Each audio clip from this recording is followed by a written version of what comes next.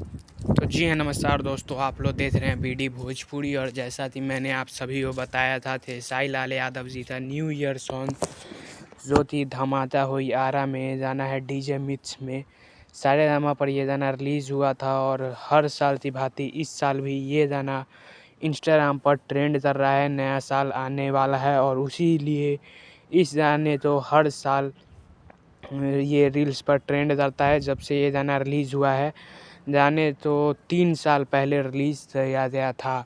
और जैसा कि मैंने आप सभी को बताया था कि इस गाने पर 1 मिलियन रील्स नया साल आने से पहले कंप्लीट हो जाएगा। तो फाइनली इस गाने पर 1 मिलियन रील्स कंप्लीट हो गया है धमाका हुई आरा में। तो आप लोगों को बता दूँ कि खेसारी लाल यादव जी का ये गाना काफ़ी शानदार है। और आप लोगों ने अगर रील नहीं बनाए हैं तो ज़रूर बनाएं इस गाने पर रील। और ये गाना आपको कैसा लगता है कमेंट में ज़रूर बताइएगा। मैं मिलता हूँ आपसे किसी नए वीडियो में नए अपडेट के साथ और न्यू रिकॉर्ड के साथ। तब तक के लिए जय हिंद, जय भोजपुरी। और आप सब ने इस गाने को नए साल पर कितनी बार बजाया है कमेंट में ज़रूर बताइएगा। और आपसे इधर ये बजता है या नहीं ये भी